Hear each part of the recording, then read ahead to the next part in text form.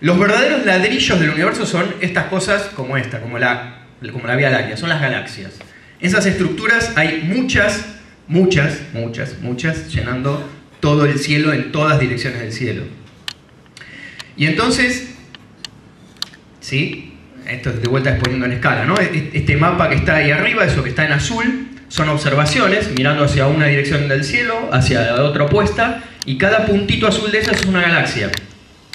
Ya hay mapas mucho más grandes que estos, ¿sí? De millones de galaxias catalogadas. Pero bueno, en escala sería esto, ¿no? En realidad nuestra Vía Láctea, que acá está representada por la que está abajo a la derecha, es una muy parecida, tan solo es una, ¿sí? Uno de esos ladrillos del universo. Las preguntas que nos hacemos, los que hacemos cosmología, como en mi caso,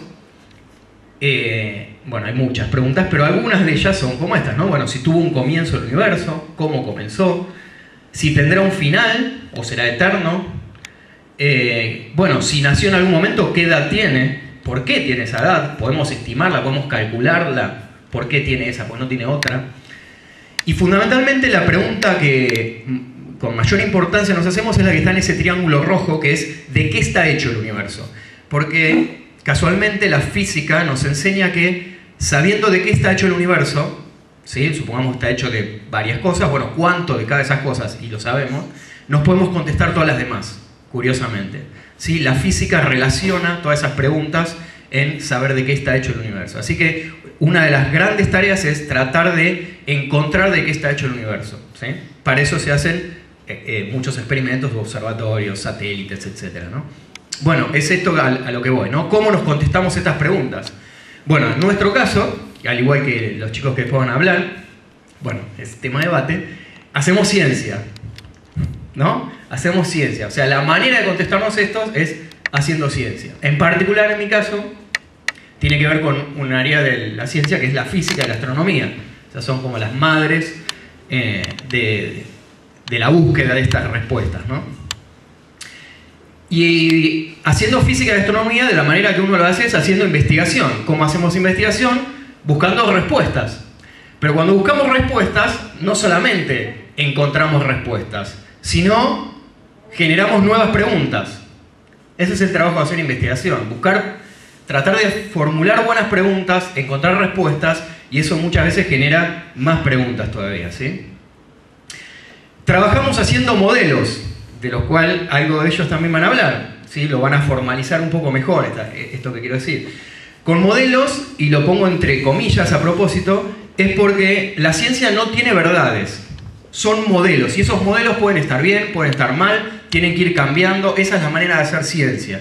O sea, uno propone algo bajo ciertos supuestos, ve si eso funciona, y si no funciona, se lo cambia, se lo modela distinto, ¿sí? Esa es la idea. Y hacer modelos significa hacer cuentas, hacer matemática, hacer el lenguaje de la ciencia, por lo menos en estas áreas, fundamentalmente es la matemática, ¿no?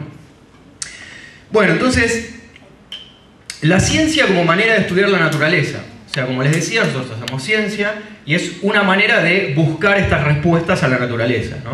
Tratar de describir por lo menos una parte de lo que nosotros observamos en la naturaleza. Y entonces siempre, como soy aficionado, me gustan los viajes Apolo a la Luna, hay dos videitos que vamos a ver si el audio está bien. Lo que quiero mostrarles con esto es, lo que vamos a ver ahí es el despegue de una nave desde la superficie de la Luna. Eso se hizo en el año 72, en diciembre de 72. Eso que ven ahí es la última misión a la Luna que se hizo tripulada en diciembre de 72 con el Apolo 17. Lo que quiero simbolizar con esto es que para lograr eso hay mucha ciencia detrás. Uno ve esa imagen y uno por ahí no le dice nada, pero a ver si anda esto y si... Bueno, igual el sonido es para rellenar porque está en inglés, ¿no? Pero lo que quiero mostrar es, acá hay una cámara que está filmando eso. Y entonces ahora cuando despegan la cámara, por ejemplo, ¿ven? Se levanta, van a ver que la cámara se levanta y toma el despegue, ¿no? Y se ve, hace todo el seguimiento. Bueno, ¿por qué quiero poner este ejemplo como ciencia? Porque esa cámara, para lograr eso, está manejada desde la Tierra. No está manejada por una persona en la Luna, está desde la Tierra. Y para lograr eso nosotros tenemos que saber que cuando yo quiera mover la cámara y mover la palanca que va a mover la cámara, tengo que tener en cuenta que la señal de que yo muevo la palanca tiene que viajar por el espacio hasta la Luna, se me fue, ¿está? Tiene que llegar hasta la Luna, mover la cámara y volver la información. Pero la velocidad no es infinita, son 300.000 km por segundo, la velocidad de la luz. La información es así. Entonces, yo tengo que tener en cuenta la distancia a la que está en la Luna, tengo que saber que por lo menos tarda un segundo la señal de mover la palanca, porque si lo muevo antes o lo muevo después, no lo puedo hacer. Entonces tengo que saber que existe una cosa como la velocidad de la luz, la información, la mecánica, mover una palanca, transmitir esa información, recibirla, procesar una imagen, etc. Todo eso es ciencia, ¿sí? Entonces, en una cosa muy sencilla como un despegue de la Luna, hay muchas cosas detrás que uno tuvo que haber tenido en cuenta. Y la manera que tuvimos de hacer ciencia no solamente la hemos hecho en la Tierra, también hemos hecho ciencia en un único lugar afuera, en persona, que fue en la Luna. Entonces esta es otra misión, la Apolo 15, de unos años antes, en donde, por ejemplo, se probó algo que ya había dicho Galileo hace como 400 años atrás, que es que cuando yo tiro dos objetos, ¿sí? Si no hay rozamiento, no hay aire, yo tiro dos objetos, caen con la misma aceleración, o sea, al piso deberían llegar al mismo tiempo. Y entonces acá está hecho el señor Dave Scott, que fue el astronauta que hizo esto. Lo que hizo es tener un martillo en una mano y en la otra mano una pluma. Y va a tirar esos dos objetos en la Luna, y como no hay aire en la Luna, efectivamente, como dijo Galileo, que en la Tierra aquí no podemos probar porque está el aire, ¿no?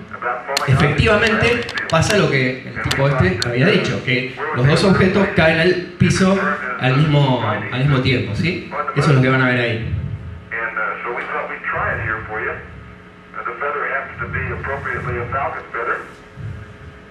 Ahí relató lo que había hecho Galileo, etc., ¿no? Entonces ahí lo va a tirar.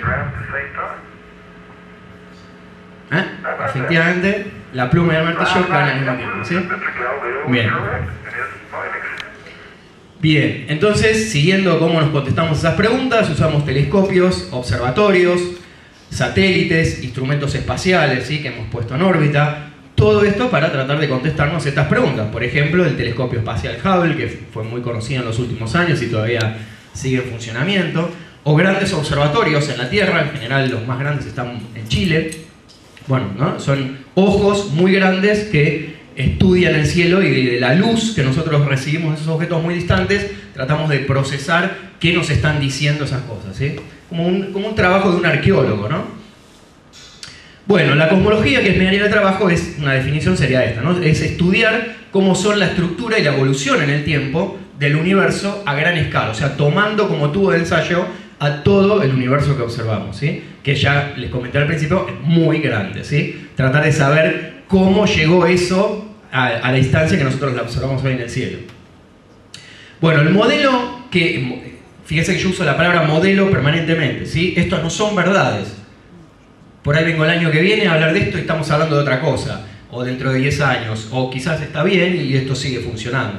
El modelo que mejor ajusta con las cosas que estamos observando es conocido como el modelo del Big Bang, ¿sí? Este modelo presupone que tuvo un inicio, presupone una base teórica, que son lo que descubrió Einstein en 1915, que es la teoría de la relatividad general, es la teoría que pensamos que describe la gravitación, ¿sí? La fuerza que a nosotros nos mantiene al piso, por ejemplo, en la Tierra, ¿sí? Bueno, pensamos que esa fuerza, esa interacción también es la que domina al universo a gran escala, y es la teoría que nosotros tratamos de usar, la que usamos, para armarnos un modelo de la cosmología.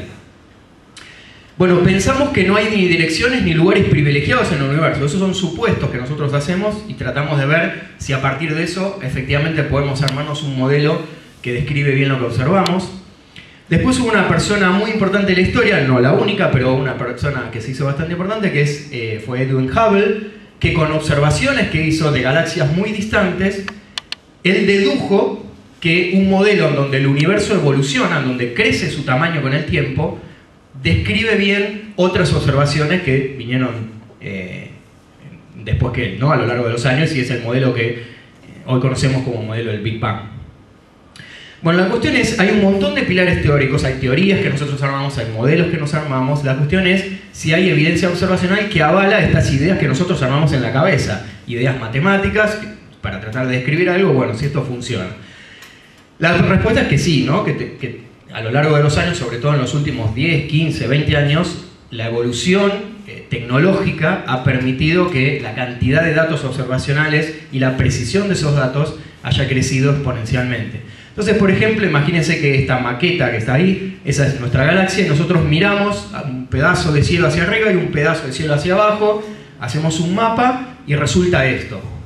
Bueno, esto, cada puntito negro es una galaxia, hay muchas, ¿sí? Pero ven que están desparramadas por todos lados. Y eso nos dice, bueno, aparentemente tenemos razón en lo que pensamos de que en todas las direcciones del cielo hay galaxias y no hay direcciones privilegiadas. Ese es un supuesto bastante importante que tenía el modelo. Después, Hubble y otra gente para esa época, esto estoy hablando de alrededor de la década del 20, ¿sí? Lo que hizo fue observar la luz de galaxias, descomponer sus colores, como hacemos con un prisma, con la luz blanca, y la descomponemos en colores.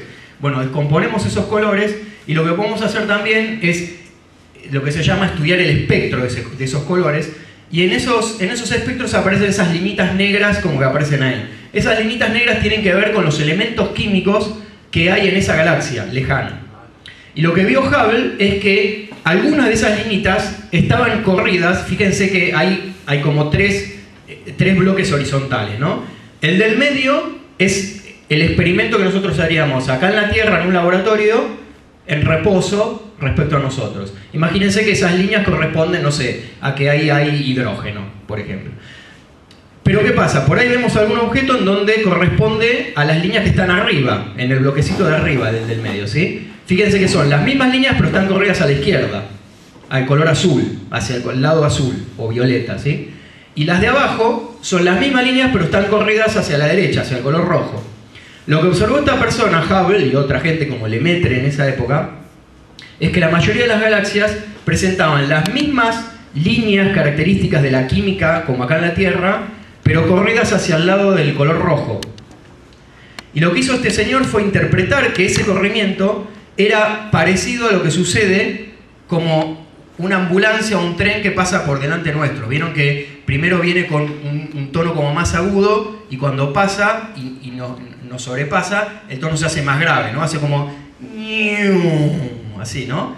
Bueno, eso se conoce como efecto Doppler.